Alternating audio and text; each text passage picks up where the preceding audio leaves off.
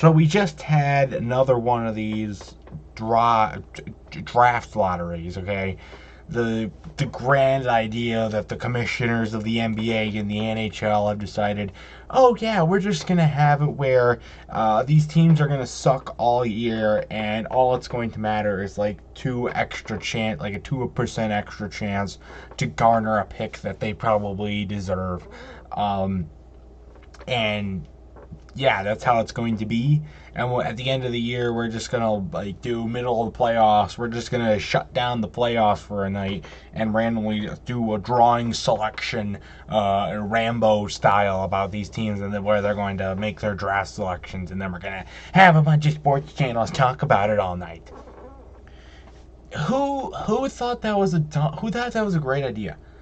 Like, I'm not the biggest fan of how the NFL runs things and their organization runs things, even the MLB.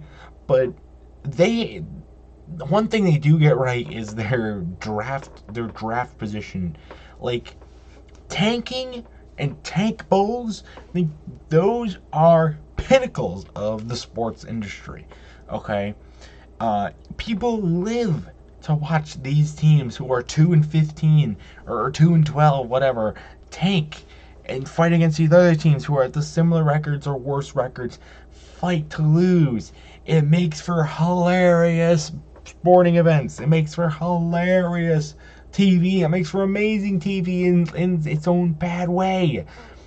And you take that out of proportion when a team with the best record in the league has the same as has a higher chance of getting the better pick than the team with the lowest record. That makes no sense whatsoever. Okay, you give teams who have no business having a pick any higher than like 16th having a chance to grab the number one pick in the draft. How? How do you find that fair? How do you find that fair? Oh, I think I might have. Is it because it makes for good TV? For one night of TV? Isn't your draft night already enough for TV? ESPN? Hulu? TV Tubu? It makes for absolutely no incentive to tank. It makes for no incentive. It makes for bad teams to get even worse, and they're trying, and it makes things so much more depressing. It doesn't make losing any fun or anything. Okay, because sports are supposed to put a smile on our faces, but when you make people have to go, oh no, the number one team in the country just get the number one pick. That totally wasn't fabricated by the stupid draft system. It makes absolutely no sense. People. Oh, but I get it. The reason why we have this draft lottery, okay, so that we have to gamble for picks, okay. I understand why that is. It's because the whole thing is ran by Las Vegas. There you go. Figured out the code for you if you didn't already. Couldn't put the pieces together. Tiny little ass brain they got couldn't figure out how to cover up that any farther.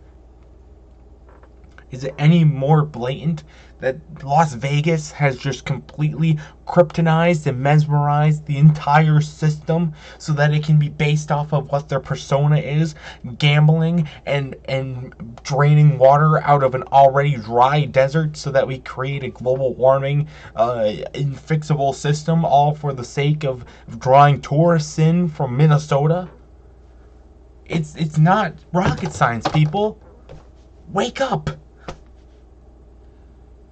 But Las Vegas isn't the only catalyst to the system. No.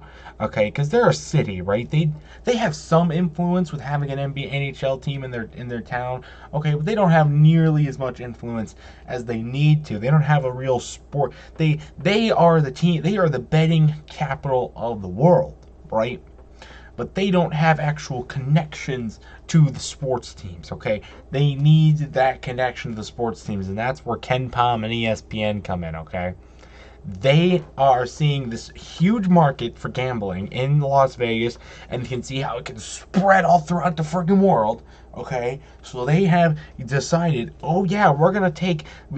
You wonder why else the Stanley Cup playoffs moved to ESPN so that they can get the draft lottery in there. All right.